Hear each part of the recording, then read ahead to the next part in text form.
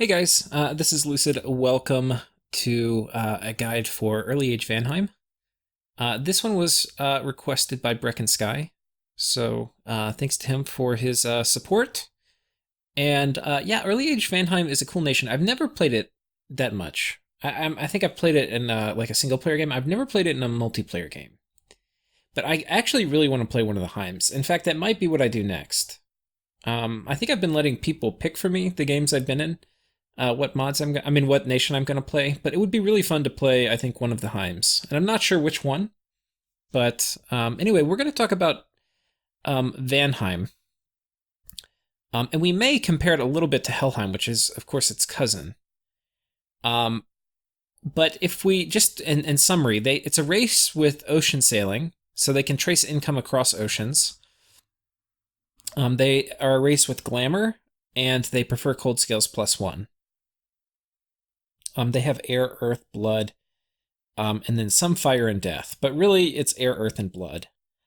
And there's not a ton of units, so it's actually going to be a kind of quick national overview. And what Brecken Sky wanted me to focus on was the research goals and kind of like mid to late game targets. So let's talk about that. I think we'll start with the units, because I think it's going to kind of build up as we get to the commanders. So we have the Surf Warrior, 8 gold, 10 strength. So already kind of decent siege chaff. Okay defense skill, and it has a shield, but no hat. So it's kind of an okay unit, but it's mostly kind of just chaff. I don't think you're going to want to be getting many of these. But like next up, I think that's the cheapest unit that you get. Yeah.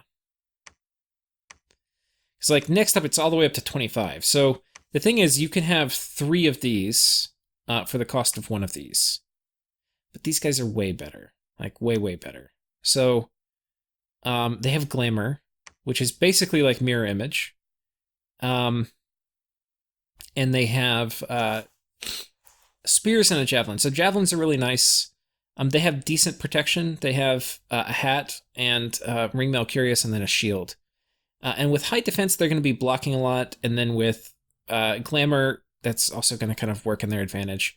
They're not very killy. So that's kind of a problem with these guys. But the other thing that's really important, because this is a nation, if it's coming as a surprise to you, then you probably haven't ever played against them. But it's a nation with very good raiding potential. But they kind of lack siege strength. So like this guy only has 1.2 siege strength. But this guy has almost as much, but is a third the price. So, unfortunately, like if they had a javelin, this unit would be pretty damn valuable. But with just a spear, it's kind of rough. Right, so this is almost like siege chaff that will be trundling along with your army. They also have shitty morale, 8 morale. These guys are 11, which is serviceable. 8 morale, though, and especially with kind of bad defensive stats, they're going to get kind of slaughtered, and then they're going to run. So, there's probably a place for these as siege chaff, but I would, if I had access to indie archers and stuff, I'd probably rather have them in the back than these guys. But yeah, they're okay. I think these are definitely expansion contenders. Spears, you're going to get the repel checks. Defense with the shield is going to be pretty good, and then repel is nice. They're also stealthy, so these are anything that's going to be decent at expanding is going to be pretty good at raiding, because it's basically the same game fighting indies. These guys hit a lot harder. So the spear only does 14 damage. So while this will be probably better against a lot of kind of like indies and neutrals, these guys with the axes are going to be probably better against player armies, because player armies are going to tend to have higher protection. And the axe is going to go a good bit farther to deal with that. In terms of cost comparison, these guys are 10 resources and these guys are 13, so significantly more resources for the axe variety.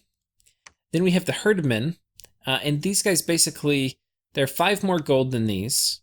In terms of stats, though, they have significantly better defense, and they have significantly better protection. So like these guys, 11 protection, because they have the scale mail curious, which I think is actually a little better than this. Yeah, these guys have a ring mail. So you're also getting a protection upgrade when you switch to these axes. You probably want to have these if you're fighting player armies compared to the spear variety. But these guys now, so they're going to lose the repel with the sword, which is fine. They have better defense, which is really good coupled with glamour. They are more expensive, but they have better protection. And the resource cost is up some, but it's kind of proportional to the gold cost increase. So these guys are super good, and you can get them anywhere.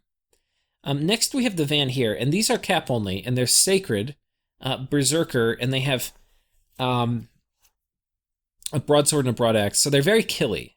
So if you're dealing with thugs, super combatants, these guys are pretty good. And then we have finally the mounted herdmen, and these have 19 defense, so very high defense, and they have glamour as well. The important thing about defense on mounted units is that they have less harass penalty being on a mounted unit. So, pretty important. Size 3, you're going to get fewer of them in, but they have better attack density with the light lance and the hoof. And they're also kind of going to get that repel. And their protection's okay, but it's actually not as good as this guy who has slightly better protection. And this guy who's sacred, which is kind of a better comparison, also I think has a little better protection. He is missing a shield because he's got 2 weapons, so you could argue that, I mean, this guy will have a lot better survivability in practice. But it's also pretty expensive. This guy's 40 gold. This guy's 50. I expect, most of the time you're probably going to want these. I'm trying to think what situations would these guys be better? These guys are going to be better when you're dealing with like really hard to kill stuff. And you just need to actually kill things. Like with Berserk, once they go Berserk +5, they're going to do a shit ton of damage. When are these guys better? For fighting PD, right? Where generally it's a matter of not dying, and this will kill them kind of just as well as this will. I mean, not as well, but it'll kill it well enough. And these guys are like, defense is only 12. They're not going to be dodging a huge amount. Berserk, there's some anti-synergy on the Van Heers. Like, they're glamored, but if they don't get hit, they're not going to go Berserk. And there's a couple exceptions to that, which we can talk about.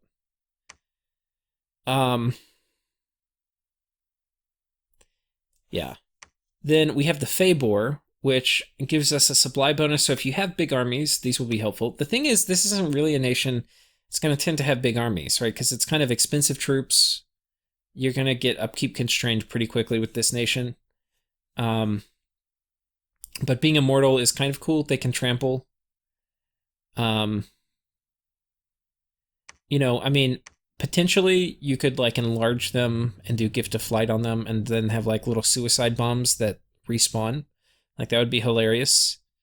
Is it good or cost effective? Probably not. So okay, we've been through all the units. What's the summary? Almost everybody has glamour, except for these guys, which are your siege chaff.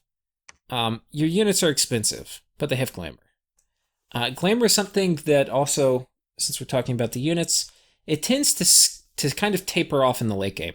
As magic becomes more important, glamour becomes less important. Because glamour is very good against physical attacks.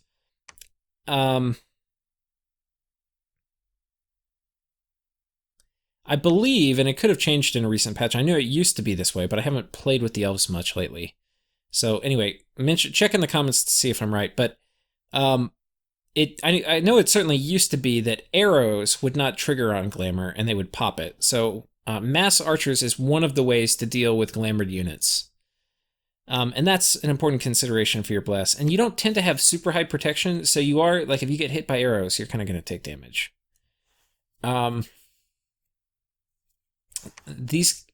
These guys are probably your best guys against archers since they have a shield, and they have probably the highest protection of your shielded guys. Yeah. So if you're fighting mass archers, these guys are probably going to do the best. And that's an important consideration because it's a major weakness for this nation. Next, we have the Scout. A glamored Scout, kind of expensive. I would probably rather just get indie Scouts, which you almost normally want to do. But normally there's some like redeeming thing. Being glamour on a Scout, I don't think it's actually terribly important. Scouts are just going to be sneaking. They don't need glamour. Potentially, as a blood nation, you could use these guys as as assassins, but You have other guys who could do it much better. Okay, next we have the Van Hers. So this is a Air 1 Holy One, stealthy, glamored dude. And yeah. Now, there's a very particular use case for these guys, I think. So the thing is, Air 1 is generally not considered terribly useful because you can't do combat evocations, which is often how you want to use Air. If you have somebody else putting up Storm, they can get all the way up to Air 2, and with Air 2,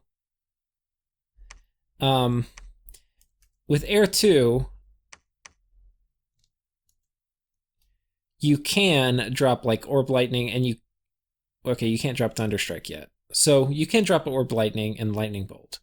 So if other people put up Storm, these guys in a pinch can be combat mages, which honestly is not horrendous. And the only reason I say that is normally you'd say like 140 for one path is not good. If you have Storm up and these guys are dropping Orb Lightning, like that's kind of useful. They can also potentially do Shockwave. But they're sacred, so their upkeep isn't crazy. So like a sacred Air 1, like it's overpriced, but they're glamored, they're sacred, they're going to be hard to kill. That's, I think, a bad use case, but it's a use case that you might end up needing to kind of do. The other thing you have, of course, is Shockwave, which actually is really good. So these guys, potentially, if you can get them into melee, and they're going to be pretty survivable. This is something you wouldn't be able to do with a lot of other mages, but if you get Storm up, and then you summon Storm Power on these guys, and then you get them into melee, if they start spamming out Shockwave and the enemy doesn't have shock resistance, or even if they do, it's going to put a big hurting. And Shockwave is a really, really good spell. So, and it's very easy to get to. I have the mod inspector on. Debug mod on, so you can't see what path it is. I think it's like Evocation 3 or something. It's like really easy to get to. And that's not something you're going to be doing with the normal Air 1 mage. So I think that's like, if you're going to do evocations, that's probably the best use case. You come up with a script that you think will get them in melee, and then you have them cast spells. Yeah. The other use case is using them as thugs. And it's tricky because normally Air 1 is not enough to thug. The way around that is we can use Mist Form. Mirror Image isn't going to do much. But Mist Form is going to make these guys somewhat survivable. And if you put a single Frostbrand on them, they can thug okay. And we'll test some of this out. I'm going to load up a test game in a minute. And I'll just show you kind of thugging and how that's going to work with these guys. But these are like your most budget thugs. But if you have somebody who can potentially take out like a 10 PD province, and you can do that for like 140 gold plus a 5 gem item, that's a valuable thing. But it's going to cost us an air gem every time we do it because we are going to need Mist Form. And that's Recruit Anywhere, so you can mass those. Those, in fact, are going to be your researchers. So if you think about it, you've got potentially your entire research core is thuggable, and they're also potentially very valuable in combat as Shockwave and Lightning casters. And Orb Lightning. Next we have the Van Jarl. So Air 2 is important. Air 2 opens up some very important things. These are also thugs, but they're significantly more expensive. They're more than twice as expensive. They're almost 3 times. Yeah, so Air 2 basically means we can Cloud Trapeze. It means we can Mist Form without using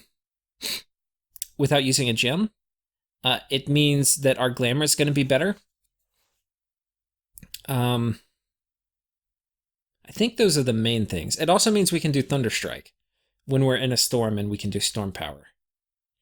So those are the main things you get with Air. The other thing is, as Blood, it opens us up potentially to do Communions. So we can do Sabbath Communions with this guy.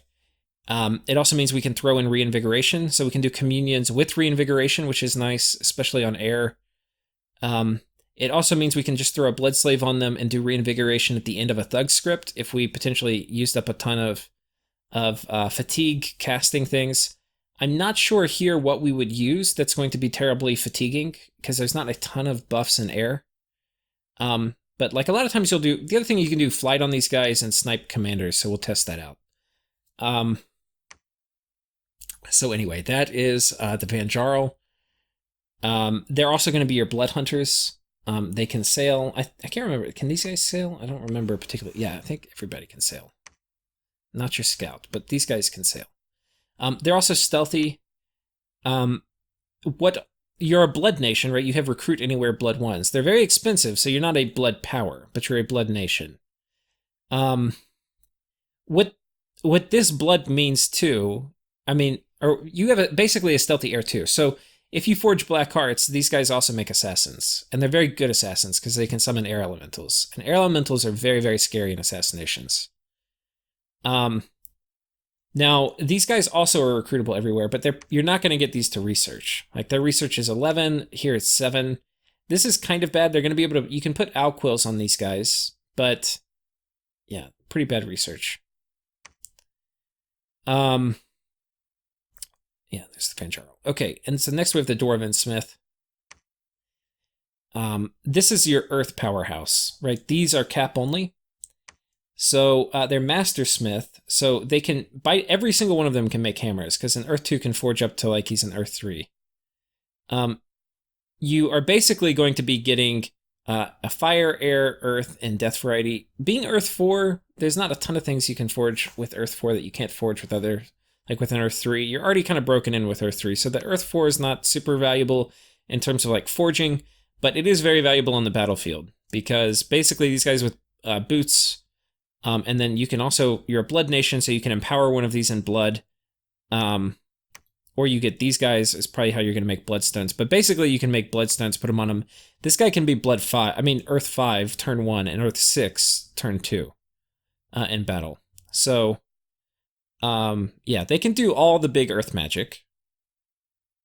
The air variety is basically going to open up Rain of Stones, if that's something you want to cast. I don't think it's something you're going to want to cast that much, because it can potentially pop your own glamour. But it is an option, like you can do Rain of Stones traps and things like that. Fire, this is going to break you into fire. You have fire and death, but you can't get the fire death cross path, which kind of sucks. And getting up to fire 2, you're like, with Master Smith, you're not really broken into fire yet. So that is something to think about on your god. You're a nation that can like search for fire, but you don't really have like all the path boosters you're going to need. You're not really broken into fire. And being fire 1, you actually need to be fire 2 to do things like flaming arrows and stuff, which if you have a big archer core is something you're probably going to want to do.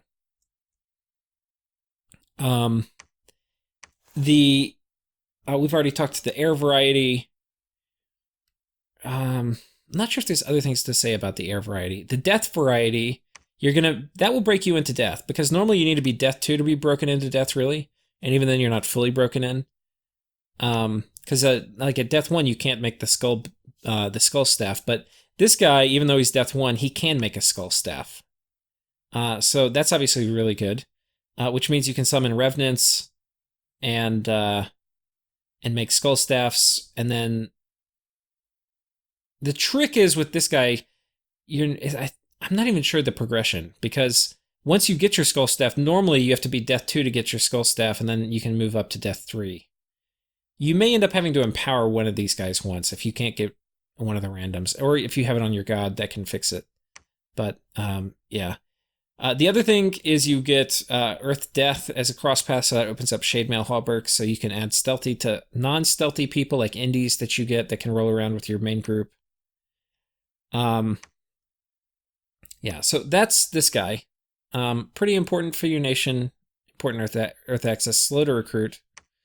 And then finally we have the Vanadrat, and these guys are pretty sick. These are going to be your main air mages. So like I talked a lot about having Storm up. These are going to be the guys that cast Storm. So they'll drop Storm, and then you will what is it? The Valkyrie song, like the entrance to Valhalla. That's when that soundtrack comes on. Storm comes on. Your guys run into combat. So yeah, you'll have some Air 4s. Air 4 is super important. That means you don't have to worry about air boosters. These guys can forge air boosters, and also Air 4 is enough to put up Fog Warriors. Any of these guys can put up Storm. We'll look at the paths for Storm real quick.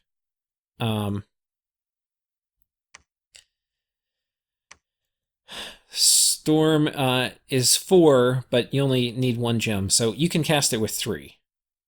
So all of those guys, any one of them can lead basically a pack of your dudes and get Storm up. They can then Storm power themselves, and then they'll be 4.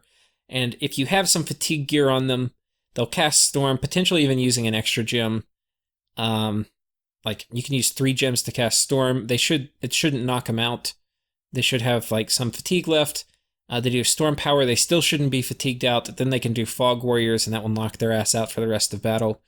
But that's something that every single one of these guys can do. Like a turn 3 Fog Warriors, pretty big. Or it'll really be like turn 4 when you factor in casting time or turn 5. But anyway, big. And obviously for your really big armies, you're going to want to try to either you're going to want them to be Air 4 at the start. So either an Air Booster or you get the Air Random. There's other things. We have a lot of varieties for this, guys. The Death ones, if you give them a Skull Staff, which you remember we can make, even though we don't really have Death 2s, but our Master Smiths can make Skull Staffs. If you give these guys a Skull Staff, they are going to be Death 2, and I'm not sure if that's enough. We'll actually find out. Death 2 is not going to be enough. So these guys are either going to have to jump in a Communion, and any of these guys in a Communion of enough Van Jarls will be able to do Wailing Winds or Winds of Death. And these are, of course, really, really important spells. But having the Death Air Crosspath on a Communion-capable mage is really good. If you're able to make Crystal Gear with your commander, and... Okay, that won't work, because you have a 2-handed Skull Staff. Yeah, basically the way you're going to have to cast these is probably going to be through Communions, like Sabbath Communions. But that's... I think that's a very, very important kind of access that you get. And remember, all these guys, like, your whole Communion can teleport, like with Cloud Trapeze. So potentially, if you put a Skull Staff on him, he'll be Death 2. And if you teleport him with... Really, he only needs 2 Van Jarls to get up to Death 3. And Death 3, especially as part of a Communion, is going to be enough to drop all the spells which are... Like, Wind of Death as a trap would be Death 4 Air 1.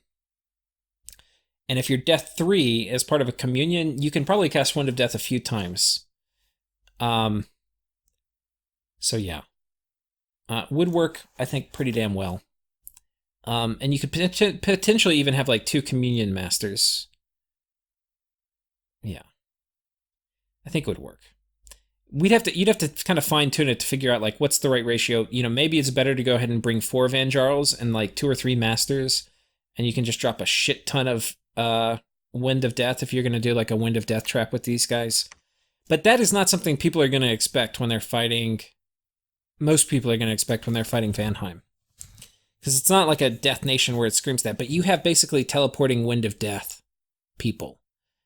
Now, if their army's set up right, it's not going to work. But anyway, it's a pretty powerful option. You get a blood random. I forget, did the Van Jarls get blood randoms too? No, they don't. Okay. So, importantly, blood is a little bit of going to be of a tricky path, because, like, while you have a lot of blood 1 access, you don't have high blood. And with, like, low blood, you can't do a ton. Like, you can't even forge any of the boosters. To start forging boosters, you're going to need to be Construction 6, and you're going to need to have empowered one of your blood randoms to be blood 3, or have some other kind of booster. And at this point, you can do a Bloodthorn, but then I think you're going to be stuck again. You might have to empower one more time, because I think most of the boosters you're going to have access to, you're going to need to be blood 5. So you're going to have to empower in blood, and empowering in this nation in blood is a little tricky because you don't really have great, you don't have great blood income because your blood hunters are really expensive. So, yeah, the earth randoms are going to be what you're going to use to make your, those are actually probably going to be your best thugs. And you're also going to use them to make bloodstones. The air ones are going to be your best army leaders. The death ones are going to be, aside from Wind of Death and Wailing Winds, which are very important use cases. Aside from that, they're going to be probably your least useful. And your blood ones, you can either have them blood hunting, or you can have them, these are the ones you're going to empower in blood and things like that. Also, if you're doing communions, these guys are going to potentially lead some of your communions with some of your blood magic. Okay. We've talked now about all the units, and it didn't take very long, only 25 minutes. But we haven't really talked about how, let's do a summary now, and we'll talk about how this nation really plays. You have a huge amount of stealthy units that are glamored, so your enemy's never going to know where you are.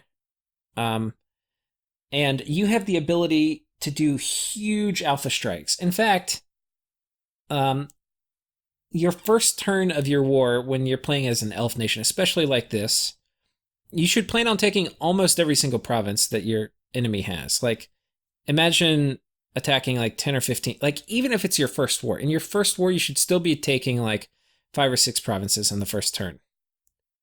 And like doing a blow like that in the mid game, you should be taking like 10. Doing a blow like that in your first turn of the war is going to make it very difficult for your enemy to kind of come back. So that's like, I think their first strength is like huge alpha attacks. Now, how are they going to do it? Well, any kind of thug, like even these guys can thug, and you can send them in pairs or threes to get whatever kind of strength you need. They can all attack, and they're high mobility, 26 map move. They can all attack at least one province deep. So usually they can move out from your forts and attack any enemy province on your border. Meanwhile, these guys can then cloud trapeze in and attack any deep territory. So in order to do this well, you're going to need a good scout network. So if all of a sudden you're playing against Vanheim and you see a bunch of Vanheim scouts, like they start getting detected by patrollers, even like 2 or 3, like you should know that you're the target of potentially being elfed.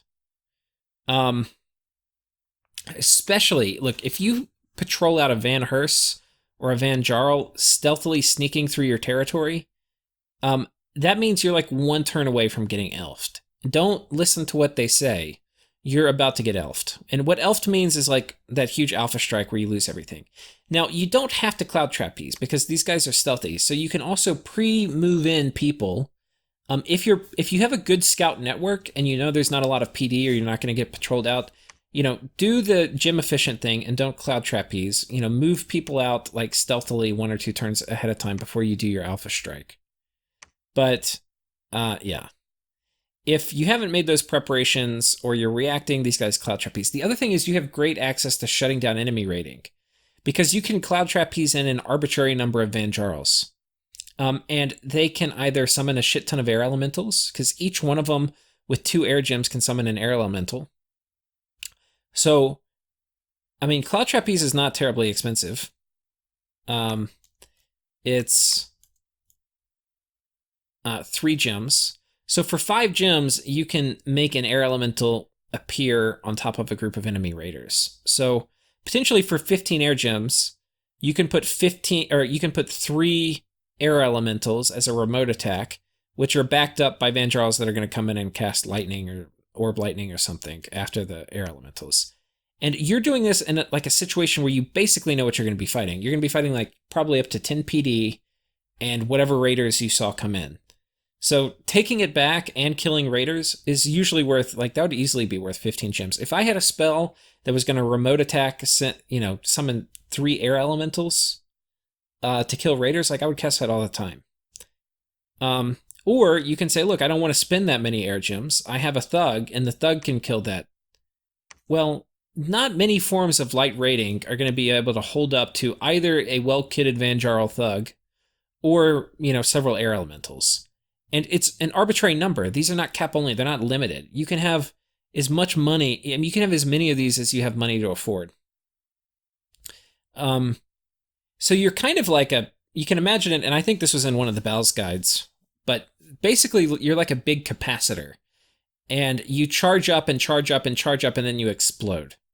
And the air gems, in many ways, are the charging of that capacitor. The other charging is gold to get your actual Jarls. Um, so that's, I think, the main way this nation plays in terms of your enemy doesn't know where you are. You can move your big armies around stealthily. You have raiders, which can do huge alpha strikes. Your armies, you're going to have a few power spikes with your armies.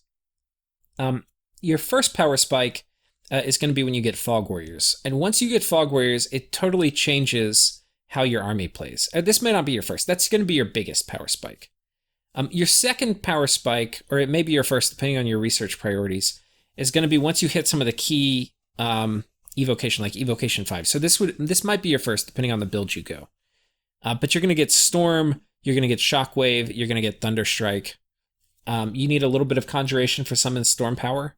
But once you get that, you can now, especially if you're being attacked, where it's very cheap to use researchers, you throw these guys in, you do some testing with your Shockwave script, make sure you've got the kinks worked out, because getting Shockwave to work in an actual battle is tricky.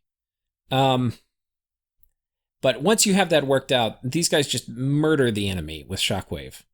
And then if you have Vanjarls, they're going to murder the enemy with Thunderstrike. Thing is, these are expensive Thunderstrike casters. But anyway, it's still definitely a power spike. Shockwave's going to be better against kind of chaffy troops, and Thunderstrike's going to be better against kind of small groups or medium groups of elites, especially if they're clustered together.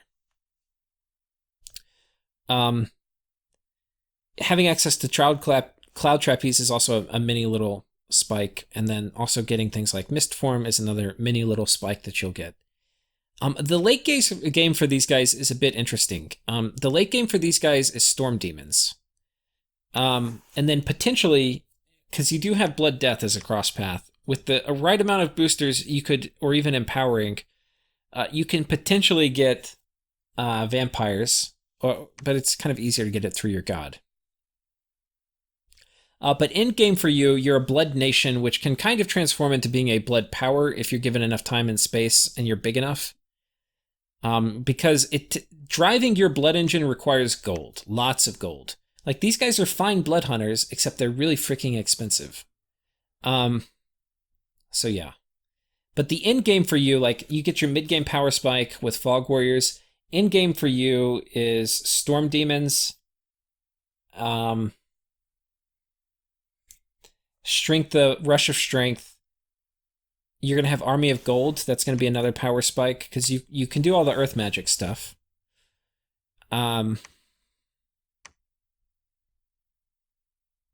Yeah, I'm trying to think what else. I think that's mostly it. The other thing that's worth mentioning is this guy who gets the Death Air Cross Path. It does open up Corpse Constructs, which is another use of your very scarce air gems, but if you're desperately in need of Siege Chaff, that's a decent option for you. So that's this nation. It's not one-dimensional, but it's like three-dimensional. Okay, I guess it doesn't sound like a diss, but like a lot of nations have like 8 dimensions or something you can play on, like lots of diversity. Here we don't have a ton of diversity. We have different kinds of melee warriors. We have some horsies. And then we basically have like level 1, level 2, level 3 horse rider, which basically all have the same paths, except this guy gets a tiny bit of diversity, and then we have a cap-only earth mage.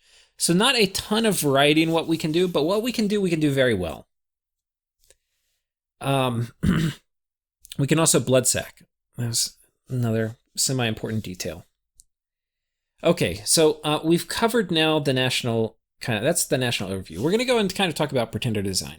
Based on what I said, what do you think is a good pretender? Well, let's do our little check boxes. Can we expand efficiently out of the gate? The answer is probably yes, because we have people with glamour, and people with glamour typically do pretty damn good against indies. So we potentially can go for a scales build. We also could potentially do a bless build, because we have... Oh, I'm sorry. These guys are not sacred. These are your only sacred guys. I think I misspoke earlier. So we potentially can do sacred expansion with these guys. They're very killy. They don't have great defense, so there's some anti-synergy between the Berserk and the Glamour. But yeah, they're pretty good.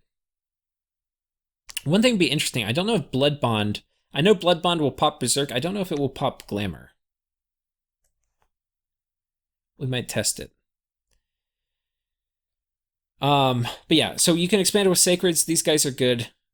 You have really all the boxes checked for being able to play like a Scales Nation. You have good initial expansion. You have ways to deal with elite units.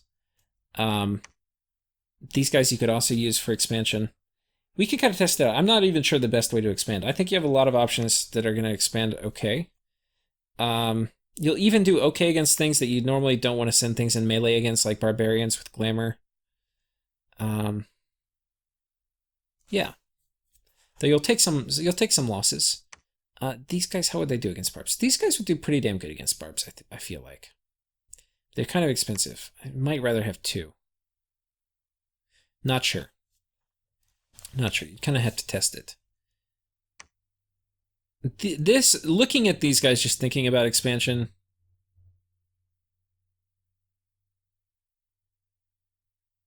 These guys might be my choice. 17 defense and a shield is pretty damn good. These guys just murder indies. It is a fair amount more resources, but I feel like these... I feel like these guys are probably going to be your best bet, depending on the bless you take for expansion. I think these guys are situationally useful. I don't think they're necessarily what you want to build your bless around. I think you want to build your bless around these casters. And the fact that you have recruit anywhere thugs, I think is very important for this nation. But the thing is, every point you invest in a bless or a pretender chassis is a point you're taking away from income. And for this nation, like, you're a nation that desperately needs money. You have recruit anywhere expensive mages that are freaking awesome. So the more of them you get, and the more of these guys, these guys are good. These are your research monkeys, and they're good. You can use them in combat. You can use them as thugs. So, yeah. The problems this nation has is magic diversity. We're like we've got very few dimensions. So that's kind of something we need to fix. And then late game for us is not as strong as our mid game. Like, Storm Demons are great and they're a good late game play, but you can only summon Storm Demons slowly, at least until later in the game once you're Blood 9, and that'll be like really late game, depending on your research priorities. So, the amount of income you get is going to basically drive how good your blood economy is, and that's going to drive your late game. So based on everything I said, I think there's a couple varieties of pretender builds you could go with. I think you could go with like an Awake Bless, which... What would be good here for that? You'd want like a cheap pretender with...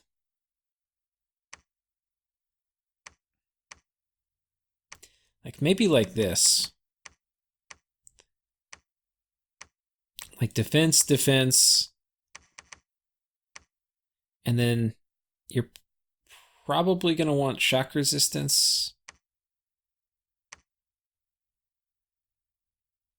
You could do Awake.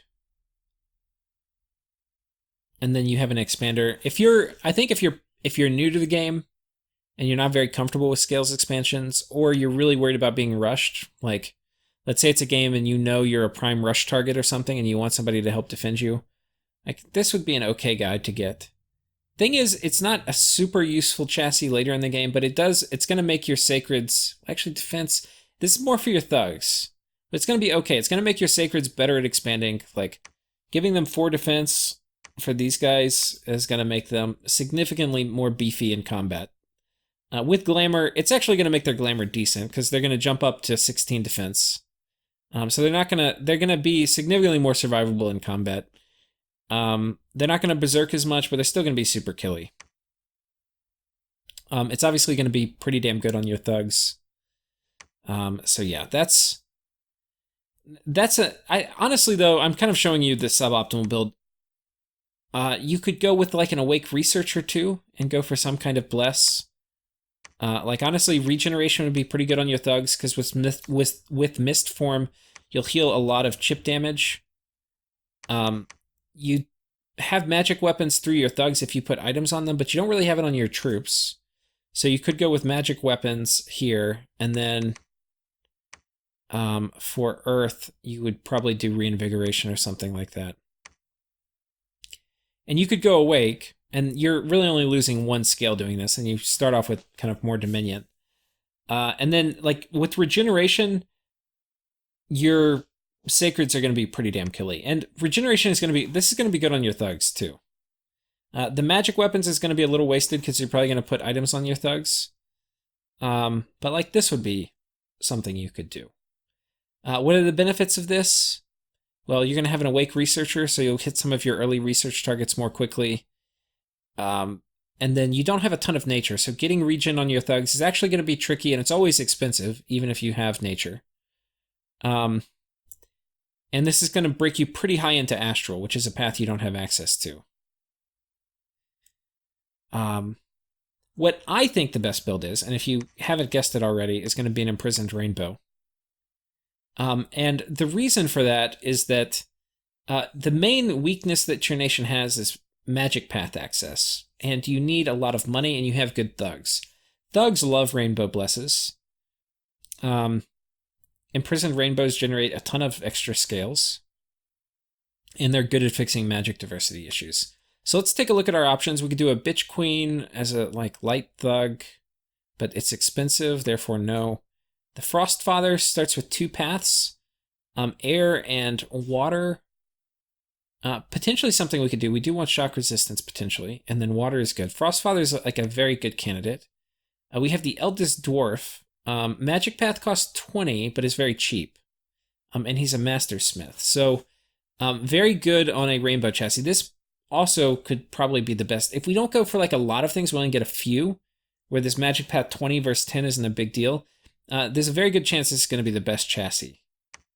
Blood, if we wanted to do like a high blood bless, this guy would be a decent option. Blood Surge is a good thing for thugs.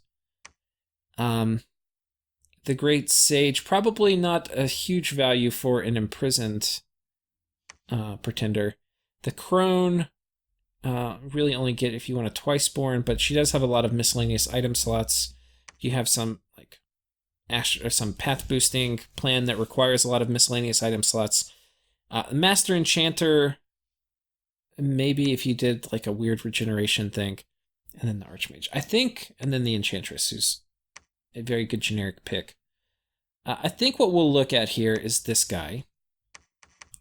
And I think what we're going to want to do, Fire and Shock is not terribly important early, but we can go Imprisoned, we can get that, or maybe we get Reinvigoration. Reinvigoration is actually pretty nice for thugging. If your guys fatigue out, it's not good.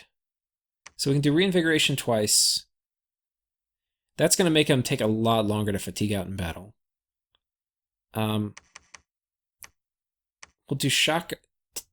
You want a lot of shock resistance if you're going to have your guys doing shockwave spam, because they're potentially going to get hit. And also, later you're going to potentially have armies of mostly thugs. You're going to have potentially like either ground army up or lightning resistance on your whole army, and you'll be doing Wrathful Skies. You definitely don't want your mages getting hit. So shock resistance is nice. Not required by any means. And then the thing that I think there's a few things that are gonna make your thugs a lot better. One of them is going to be they're all gonna want, you're gonna be in Cold Dominion, and you don't have cold resistance built in. So if you don't want to get fatigued out from cold, it's a good idea to put. If you're gonna have Cold Dominion, it's a good idea to have a little cold resistance, and then we'll throw in some defense skill. This is gonna dramatically increase their survivability. And then the final thing is Blood Surge, very good on thugs. It's going to make our thugs significantly more killy. This also is going to be a pretty damn solid bless on your cap only units. Like, these guys with this bless on them are going to be scary. They're going to hit like monsters once they get Berserk and Blood Surge. The defense is going to help a little bit, and the reinvigoration is going to be nice on them too, because one of the problems with Berserking is you do fatigue out a little faster. This would be all you need. There's some important things about this too. Just synergies here. We've got Air Earth, so we can do Staff of Elemental Mastery. We have Water, which is going to be really important for basically doing Frost Brands and stuff like that. We can summon a Water Mage who can make those for us. Ideally, you're going to find water indies, like Jade Amazons or something. There's a few different types of water indies. They're not too hard to find. They're not reliable enough where you can, like, nature's reliable enough. You don't necessarily need nature. You can guarantee you're going to find a nature mage. Water, not quite there, but pretty common. It's not like death or something where you're unlikely to get it. Water, you're probably going to get. But if you find like one or two water mages to do things, it's nice to have like a good mage like your pretender who's going to come in halfway through the game and actually be able to cast useful spells rather than just crapping out frostbrands. We have no astral, so that's kind of a weakness on this. We could go astral 4. It may be cheaper to do the same thing. If we start as we start adding more of these, it's going to make this guy less of a contender. But Astral 4, we'd have to figure out what you would want to get. Either magic weapons for your cap-only sacreds, which is going to be mostly lost on your thugs, or we go for like the magic resistances, which is going to not do anything in the early game but be good late game. So I think it's like tomato, tomato. I'm not sure. It depends who you're fighting, which one's going to be better. Like if you're fighting people who are going to be using a lot of mist form, or you think like there's a Kalum player in your game who's really good, magic weapons is probably going to be better. If you're fighting a lot of astral nations where you're worried about a lot of soul slaying type stuff, then probably magic resistance. So I'd say that would depend on kind of what game you're in. But you don't necessarily need this, and this one could totally be sacked, but it is going to open you up to astral, which otherwise you're not really going to have access to. The other option is you go like full rainbow, but really light paths for a lot of these with the Frostfather, and we'll kind of do the same thing. I think this is still kind of the core bless. I mean, we could talk about what else we would get, but anyway. The nice thing, he starts off with air, and I think this build gave us 300 on the other guy.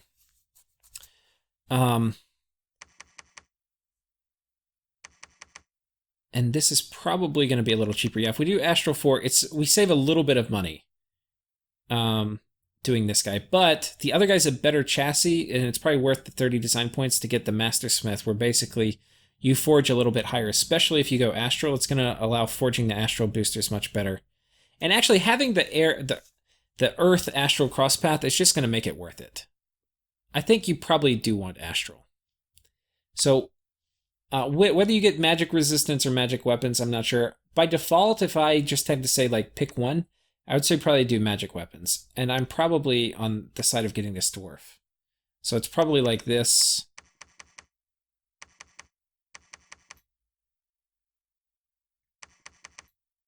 Right? So this is probably like what I would say a very generic build is. Now,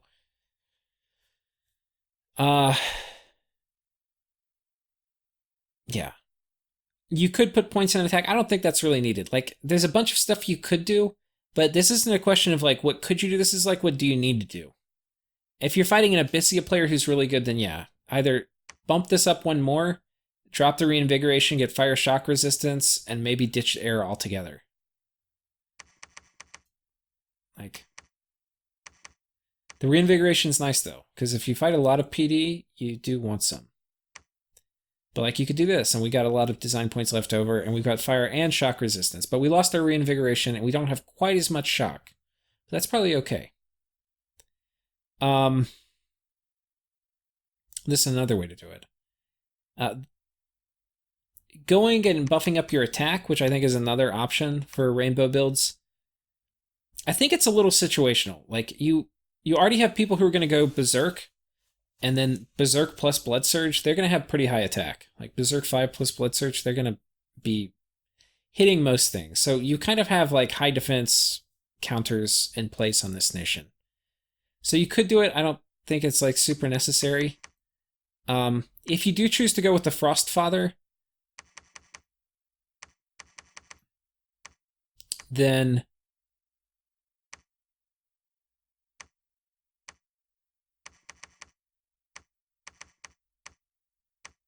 I'll just pull this build back up again.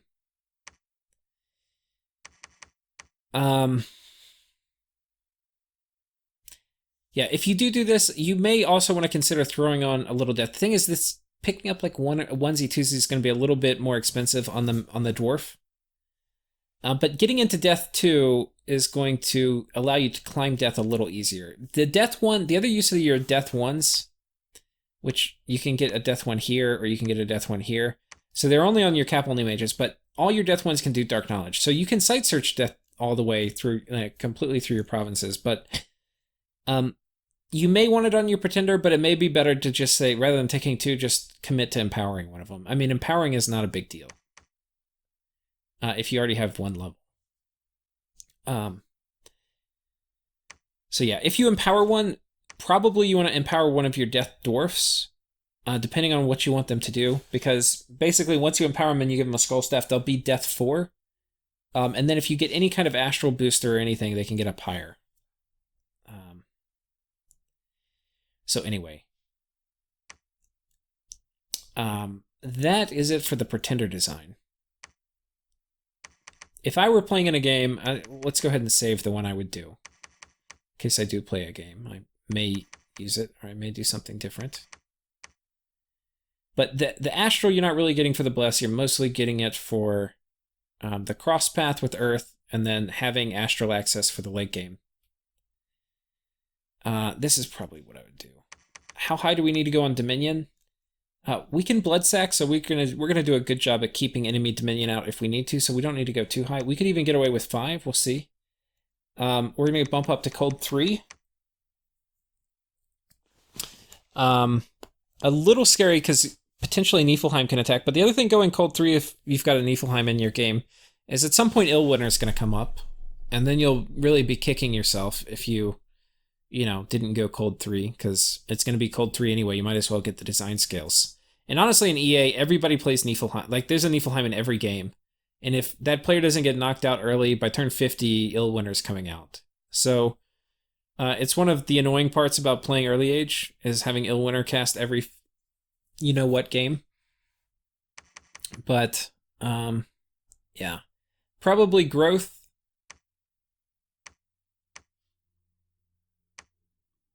Thing is, we kind of want magic.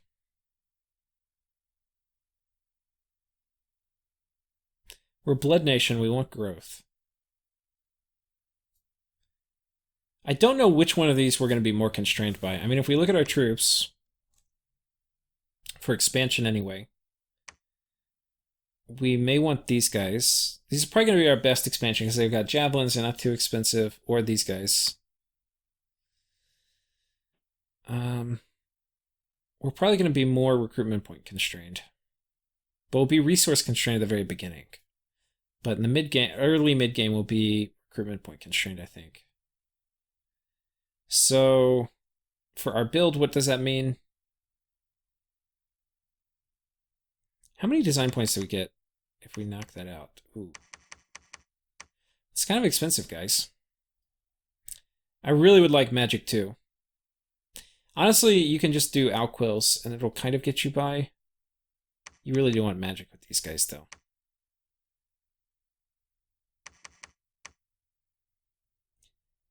Oh man, I hate tanking luck. But we don't really have enough to go full scales.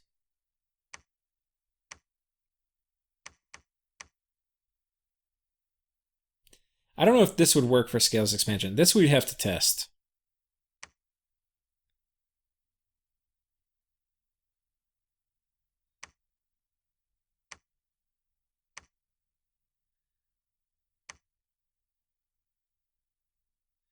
This may be able to work.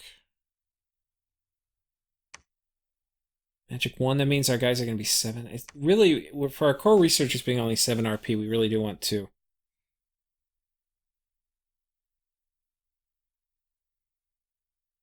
I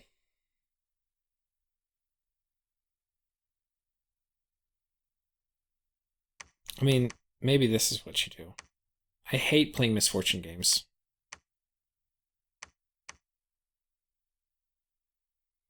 But these are pretty good scales. Misfortune 3 gives you a lot of bad events. Probably going down to 2 is enough. Okay, so let's call this the build. Dank Dwarf. Okay. And this is Danke in German, not Dank as in what potheads say. Let's do a test game real quick. And we'll sample out Scales expansion. We're gonna do this really, really fast, so hold on to your butts. Oh wait.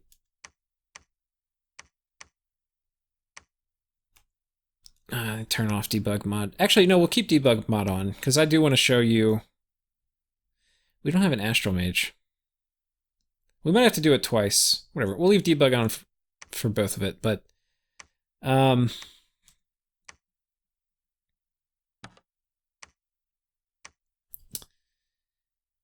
I probably didn't min-max the scale, so you'll have to adjust it. But we'll probably be able to tell from this what we're more constrained by, and thereby adjust scales. Vanheim, here you are. And the Dank Dwarf. Danka Dwarf. And, okay, here we go. So we start off with a mage, which actually is rare for nations.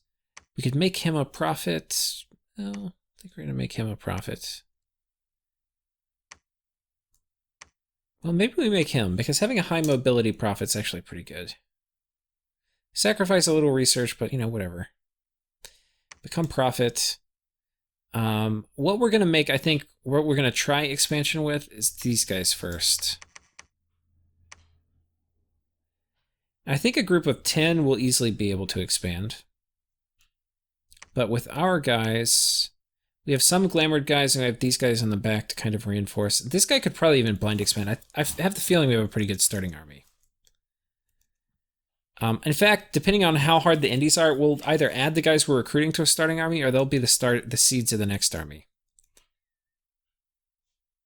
And let's get... It's 11 RP.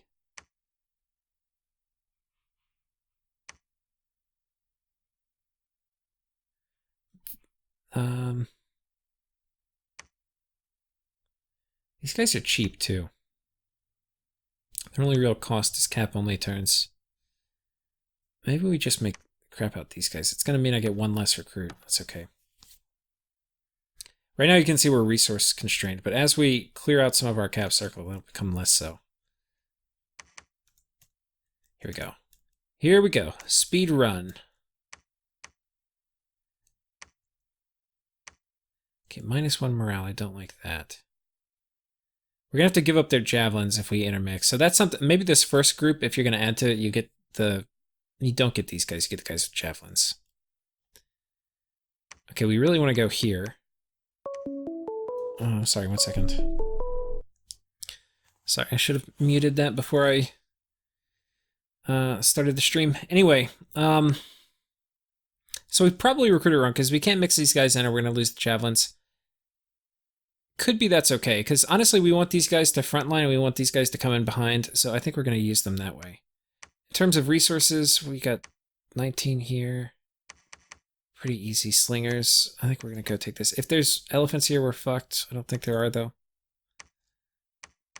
Ideally, we'd be able to take that, but we can't. So, anyway. We can't do a line, but that's also probably okay. We're just going to hit them, and then we'll have these guys kind of spill around on the side.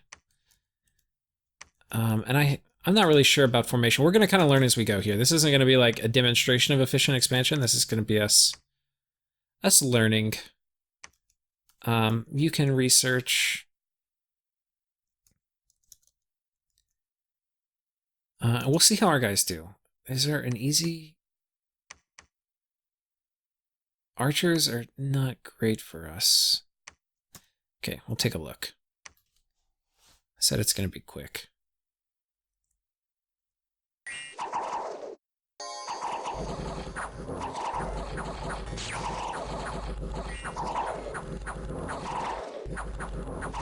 Okay, our surf warriors ran because they have shitty morale.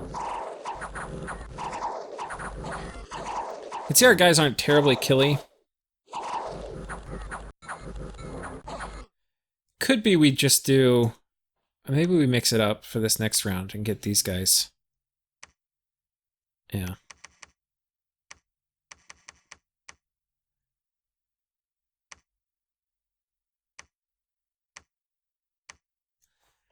Something like that. Okay, we conquered it, but all our slaves ran, so they're back here being little bitches. But in terms of losses, we lost three of the troops we cared about. So not ideal. Going against archers is going to be a problem. I think we actually have to, like, consolidate forces here.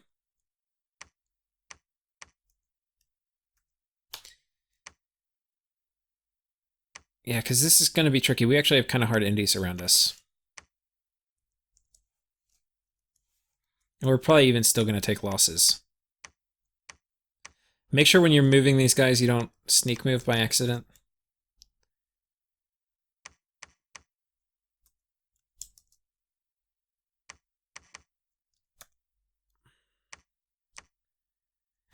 Okay, we'll just have these guys do blessing, attack closest.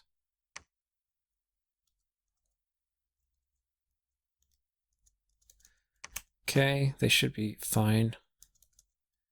Oh wait, we need to bless our sacred units.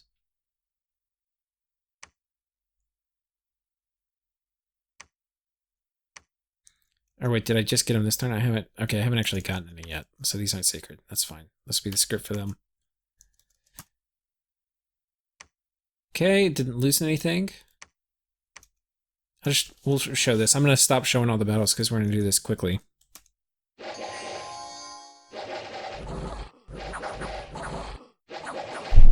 Oops, sorry. Hit the mic. It's like I'm going to adjust the mic up a little. You're going to hear a noise. Okay. So that was that. We could probably transfer these. I really want to clear my cap circle because we're resource constrained. We have pretty high mobility. We'll go ahead and pull these guys back. We really do want to do more expansion parties a turn. Wolf tribe are kind of motherfuckers for us. I think we're going to wait one more turn. So this is kind of getting off to a slow start. That's okay. Better than taking losses.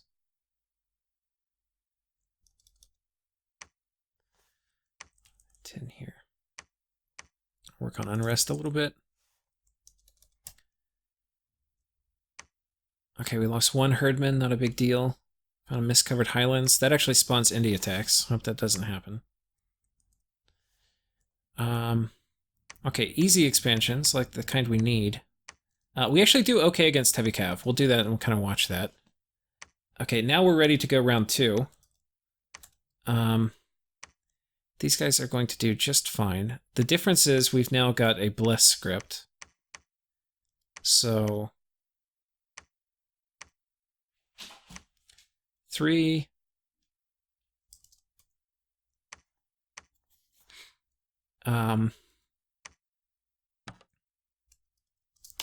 Okay, and then these guys should be able to kind of do the dirty deed. A lot of archers means we may pop glamour, but I think we'll be okay. Okay, we can get more. We want to make sure we're continuously maxing out recruitment, because these guys are good. Potentially, we want to get a Van Jarl, too. The 80 leadership. Better priest. They'll be better at blessing. Can I afford one? Not yet. I think we're going to hang tight, and next turn we'll get a Van Jarl.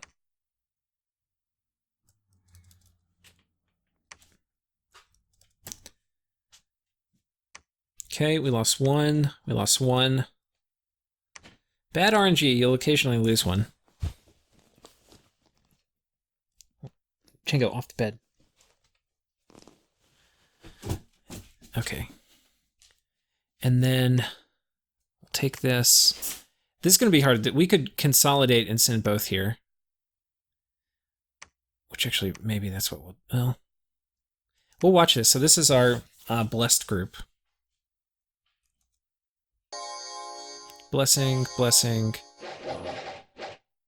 Okay, everybody's blessed. can see the large amounts of carnage.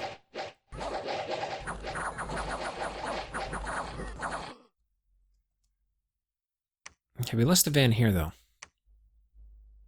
They're more killy. They're definitely not more survivable than our non-sacreds.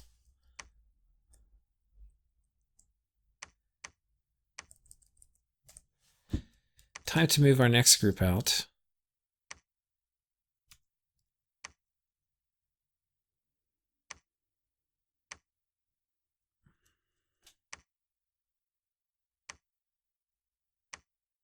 Okay, we can move here in the winter. That's going to give us more resources.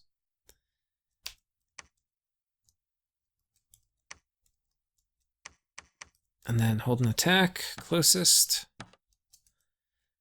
Put them right here. And then that should be fine. You can notice we're not... Our Dominion spread there, that's why it went cold. We're not saving money to do our first forts, which is kind of shitty. But I think it's better to nail expansion. At some point you could make a decision, I don't want to get any bigger, and then you don't go for that.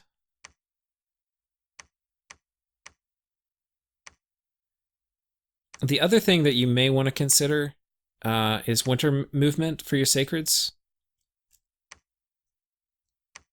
which we don't have. But that would be another, like, you get one more water point and you get better movement in the winter.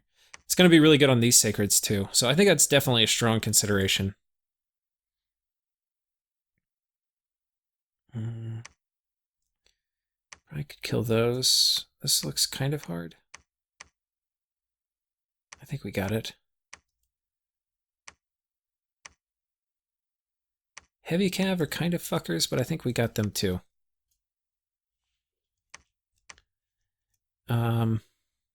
Get one more. Okay, we have the money now to get a Van Jarl, who's going to be a better leader. We're going to have a bigger kind of army here too.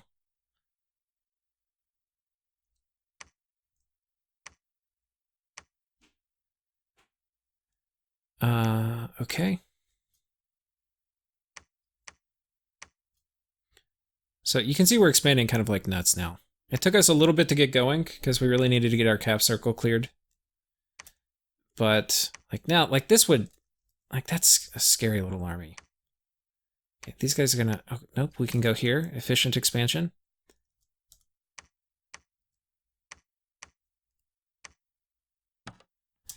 We're gonna be super efficient, which maybe we should be. We'll put these in 2 groups. That way he's more likely to bless them. Okay, that's scary. We'll see how we do against these. I don't know how we're gonna do against the Horse Tribe. Horse Tribe will probably take a few losses and barely win. And we may not choose to do that in a real game, but this is more for like understanding. Be putting PD in places just so we get a sense of how much. You can see we still don't quite have enough money. Probably what I would do in a real game is recruit my first commander this turn, and considering stopping production next turn to get my first fort up.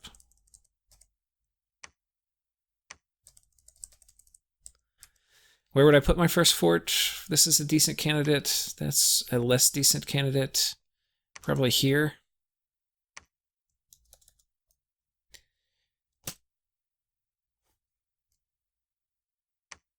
Okay, yeah, this was the Horse Tribe. We took a fair amount of losses. We lost 4 guys. And that was more Horse Tribe than I thought, so we actually did pretty good. No losses, no losses, no losses. And then, what is it? Turn 9? Holy shit. We're gonna be huge. I can't get there. Now, if you do the winter movement, then you're gonna not want to mix up your sacred and non-sacred units as much, because your non-sacred units are gonna slow your winter dudes down. Okay, now we're gonna have some expansion problems this turn, because we're just limited into where we can move. Like, this is too hard for us, I think. Yeah, I'm sure.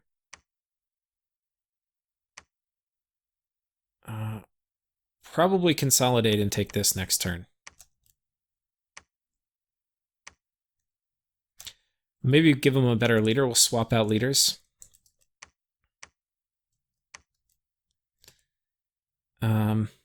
Switch back to our cheap guy. This guy's ready to make our first fort. We didn't even have to stop production because we're so freaking big.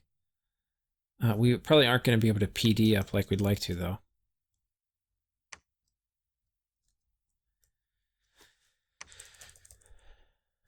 Or we'll just do a couple.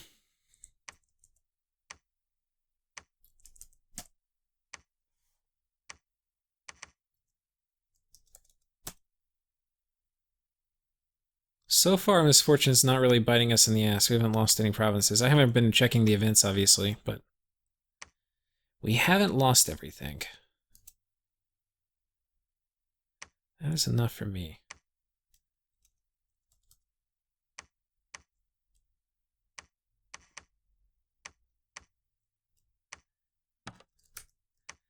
And we'll just see how big we get. This is why you don't really need an expander with this nation. This nation needs money. They need lots and lots of money. And like even a thug bless, it's kind of like you got to be careful how far you go, because at some point you just would rather have more thugs and more research, all of which require money.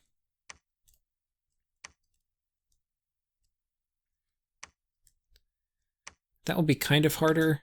These guys can probably take it, but we'll just do easy stuff first. Okay, we can get more. Oh, we're recruitment point limited. That's fine. So this might be about the right scale balance, because at the end, we're recruitment point limited. And honestly, in your forts, you're going to be recruitment point limited more. So like, but at the beginning, we're resource limited. So if we switch these around too much, it's going to mess with initial. Like if we take away from this, it's going to mess up initial expansion. If we take away from this, it's going to limit late or like mid game production. So that's that. We'll go ahead and finish.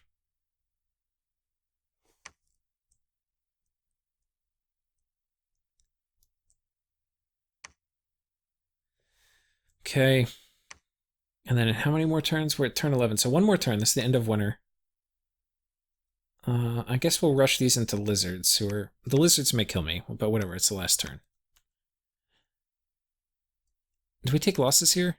No losses. We killed all those guys. That's kind of sick. I guess we'll take that. Wait, is Baratos taking my stuff? Okay, so Baratos has taken one. You fucker.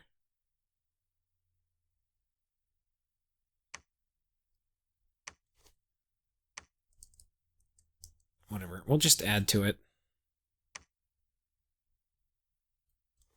Actually, they're definitely going to attack here. They can go fuck themselves.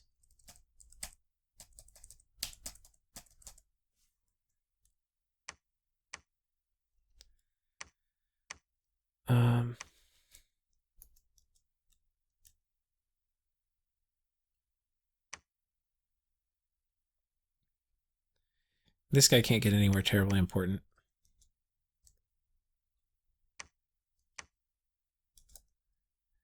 Okay, and that's it. We're going to have phenomenal expansion, if you can't tell.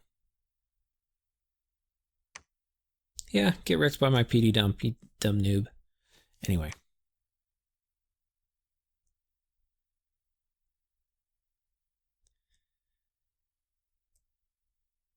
Okay, and those lizards were a problem, but we even slaughtered them. This is really good results for fighting lizards. Lizards are kind of tough.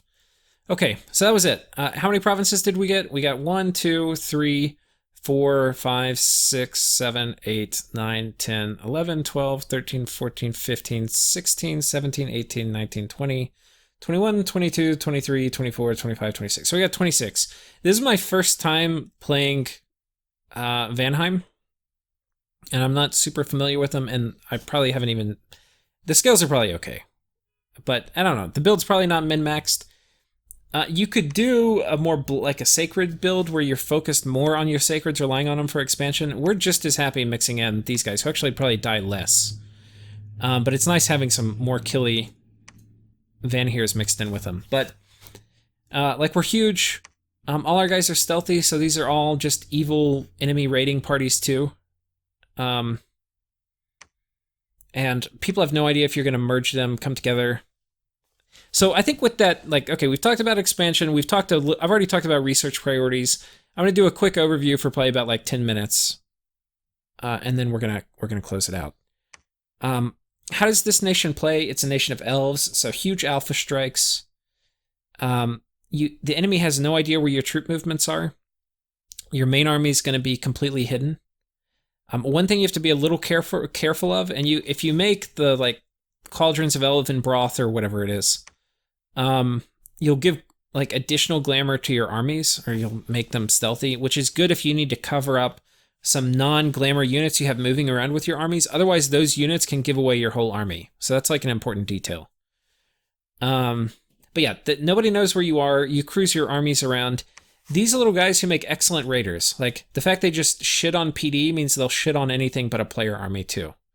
I mean, the fact they shit on indies means they'll shit on player dump, on player PD, unless there's a player army there. I know that's really confusing. But basically, however good we were in expanding, we're going to be that good at raiding and at attacking enemy players. When we're raiding, we always have the option, do we consolidate or do we spread out and raid? Consolidate to kill counter raid, like people trying to kill our raiders. Spread out to optimize enemy territory gain. Yeah.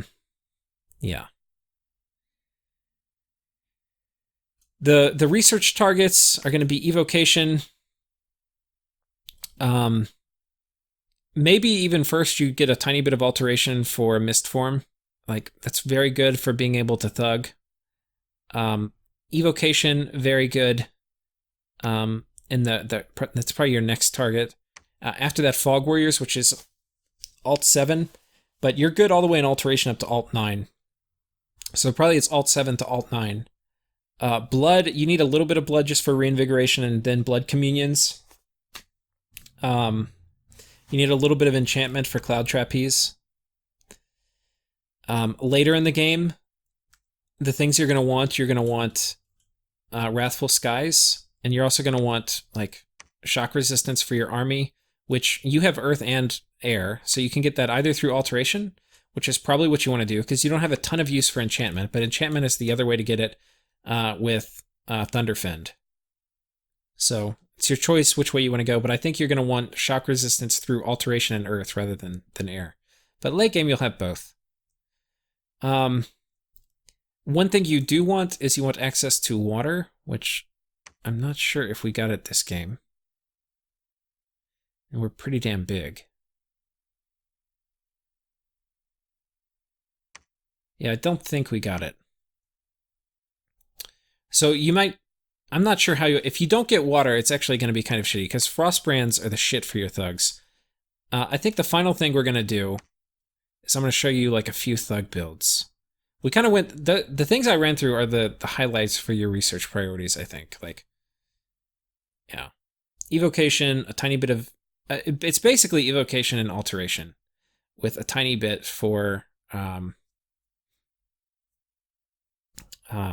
whatchamacallit, for like enchantment and other things. The other thing you might consider is Thaumaturgy for Galegate.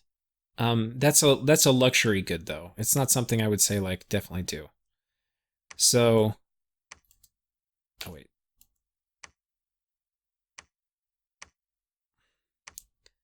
We're gonna keep debug mod on. What was I gonna turn off? Oh, I was gonna turn off debug mod. We don't need to, okay. You go A, okay. And we'll pick Vanheim. And the difference now is I'm gonna just start with an Awake Pretender. Give them Astral. We'll do an Enchantress so that she gets a gem.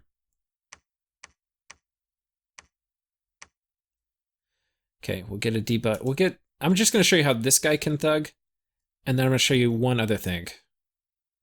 So let's make a few of these.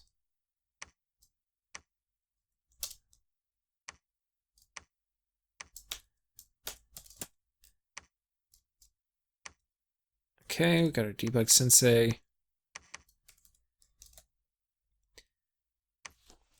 Wait. Do gems. Let's get another debug sensei. Okay, Let's have you make gems. And then let's get one more debug sensei. And let's have him make frost brands. These you definitely want. Getting frost brands, I'm telling you guys, is super important. Vine shields are also really good. Thing is, vine shields are expensive, and these guys are cheap. Vine shields are really for your Van Jarls. These guys are too cheap to be worthy of a vine shield. But we'll go ahead and make some. Okay. So let's have you make vine shields. And let's just talk about our script real quick. So look. Here's going to be our... Now this is kind of like light PD, what you would expect when raiding. And we're going to do mist form, blessing, flight, hold, attack, rear. Okay? We'll see if this works. This is a 3-gem item with a hammer, which you'll have hammers if you can find a water mage. And 110 gold dude. Versus what would be like 15 PD.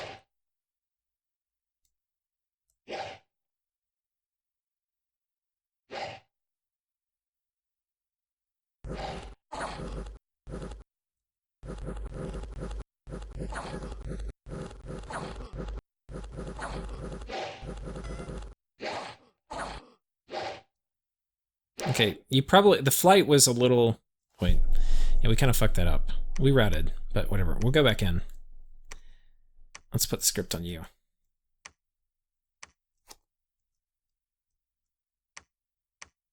Okay. Let's have you go here. It's too many holds, guys.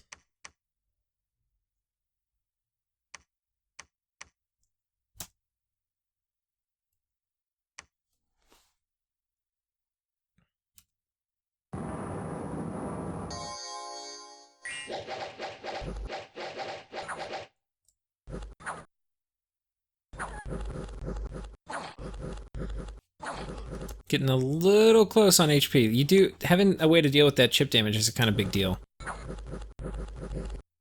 Okay, he died. Okay, so I'm kind of talking these guys up and they're kind of dying. Maybe we just skip the flight. Hold and attack closest.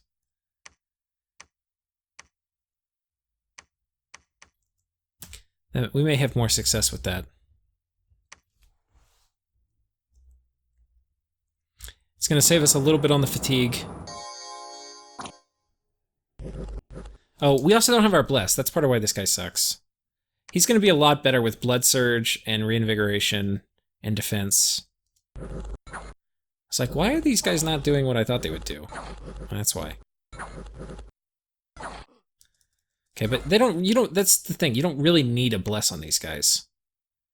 Problem is if I load up my default bless, I guess I could do like a custom pretender. Okay, we'll do it real quick. Because whatever. You're here already. You really gonna leave at this exact moment? Some of you will.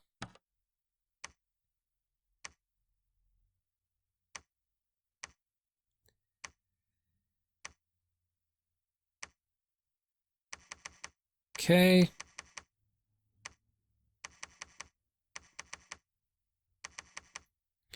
Blood Surge is going to go a long way to... It's going to make us more killy.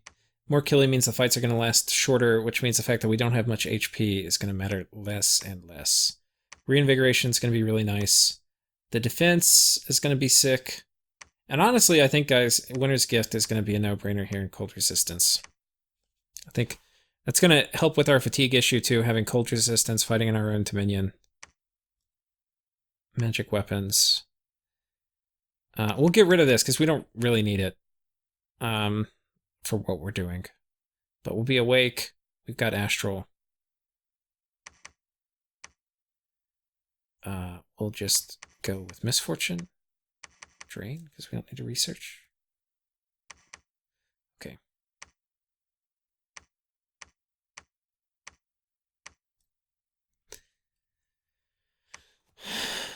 1 second. Alchemy.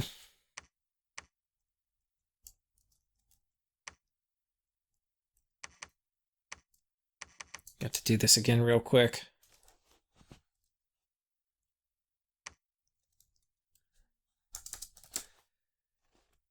Okay. And then you, let's go shit you guys out. You are gonna make frostbrands. And you are gonna make vine shields. Okay, you are gonna go expand. And our script is blessing, mist form, hold, attack closest, okay?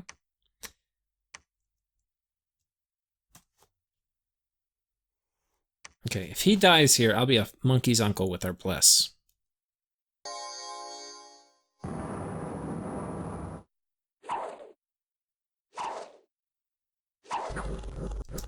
Okay, now once Blood Surge goes off, you can see our defense is ridiculous. Because our Bless is now giving us 2 defense. It's basically giving us 3 more defense. Because Blood Surge is going to give us... yeah. Additional defense. Our attack is also 6, so we're going to hit every time. We're basically much more killy. And our fatigue is a non-issue now. Okay. Now, when you can expand with a 100 gold mage with 3 gems worth of items on him, you know you have a good raiding chassis, right? Now, you do need... Mistform is important here. So, like, this guy has to come back to home base. So, you could have scouts forward position to, like, hand off gems.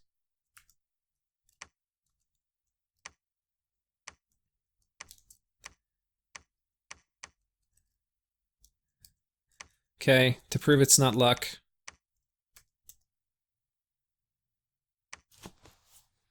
Okay, this is how they raid.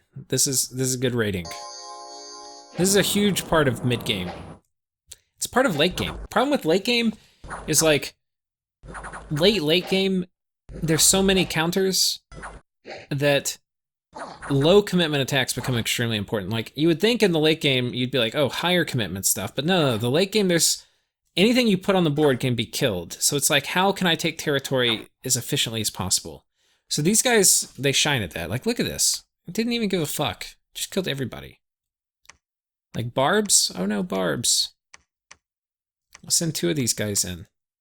Oh, wait, we're gonna need... We'll do it in a second. We're gonna need air gems. Okay. They get all afflicted. Oh shit. I guess my research monkeys have to go back to being research monkeys. Okay, they don't give a fuck about barbs. Alright? 0 fucks were given. Now this is a little tricky. How are we going to kill this with blizzards? Okay, let's get a Van Jarl. Ooh, good national hero. So Van Jarls, who are, most people will tell you are the thugs. The guys I'm using, these are your research monkeys. Right? These are not our thugs. Our thugs are like we're gonna fully kit one out. So we're gonna do the Frostbrand and Vine Shield.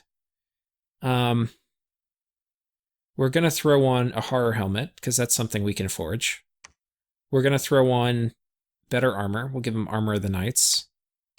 We're gonna throw on reinvigoration boots, and then we're gonna throw on this, which is gonna give us more defense, and then finally we're gonna give him a Dancing Trident to give him more defense. And another attack. Alright, and this is a light super combatant. Because this guy, if not properly countered, will kill your whole fucking army. Like, okay, a non-mage supported army. I mean, it's not hard to counter him, but normal troops in general are not going to do it. Like, Mistform... Okay, so here's a problem. I think he can still do it because the numbers went down. But Mistform is not a great super combatant thing because eventually it's going to pop and battles tend to go a long time with these guys. So I think what we're going to do we'll do it the other order. Blessing, Mist Form. I think it's going to actually be the same script. These are your thugs. We're going to go ahead and... Oh, these guys' Death one is not going to be enough. Yeah, they're not... The Earth ones are interesting. We're going to actually make some of these Dwarven Smiths real quick, too. Because I'm going to show you the other, like, the next level play for your little thug economy. Okay, this is a Throne Province. And this is a guy with, I think, primarily Construction 4 items. He's about, like, probably 40 gems. So he's not cheap. But these are lizards. Lizards are scary. You don't send thugs against lizards if you can help it.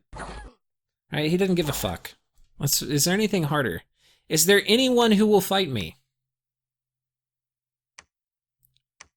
Elephants, if that's elephants, we're a little scared of elephants. Let's not kid ourselves. But I mean, he doesn't give a shit. Okay. I need a harder thing. Okay, that's kind of hard. We're gonna do 2.0 for this. Okay? 2.0 is going to be, we're gonna take 4 of these guys. Okay? Go win yourself a game with these guys. And the problem when I do, like, maybe I'm not gonna play them, because once I tell you all my little strategies, I can't surprise people with them anymore in games. And I think that's a huge part of it. Like, people underestimate nations. But okay. So all these guys are going to get 1 gem. Right? So if you take the total gem expenditure, if we're making these with hammers, it's 3 for that and 1 for this. So 4 gems. And a lot of these are not permanent. You know, like I mean, a lot of the expenditures are... The 1 air gem spent on Mistform, that's gone forever. But... Yeah.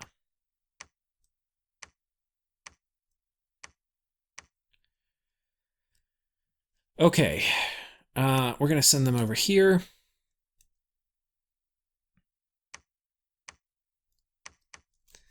Now watch what happens.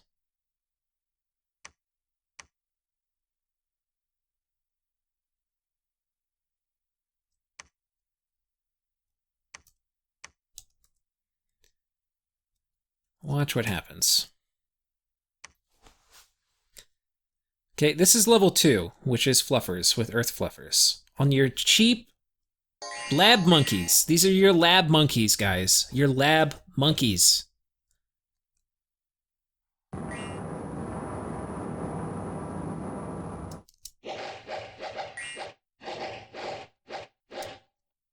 These are your lab monkeys, right here. 24 defense. They're gonna kill 1 square a turn. Like, you could theoretically have an army of these, right? You fort up and these are all you make. Like, why make any other troop if all you could make is these guys with the 3 gem item? That's like potentially a late game strategy, by the way. I can't tell you how few fucks they give. They give no fucks. Anyway, I think you get the point. Fluffers is like level 2. Right, and you have good fluffers. They're cap only, so you can't make a ton of them, but this is not your way of raiding. This is your way of, like, surprising somebody and killing a player army that they weren't expecting. So yeah, we've talked about it, how to play the nation. Other kind of niche strategies you can do. I think this guy can get a fire random, which means if through some miracle of slave matrices and stuff, matrices, you can get him part of a communion, you can do flaming arrows. The thing you don't really have a great option for is siege chaff. So you can either do corpse constructs, or if you get archers, you can throw up wind guide pretty easily. It's not really synergistic with storm, so there's that. You can do the surf warriors are a liability, but I think that's kind of a big weakness you need to think about. How are you going to get siege chaff? And I think corpse constructs are your most default way to do that. And they're shock resistant too, which is nice if you start putting up Wrathful Skies later. But yeah, it's a strong nation. They've got obviously a phenomenal early game. They've got a phenomenal mid game. And they've got a good but not the most powerful late game. So anyway, I hope you guys enjoyed. See you next time.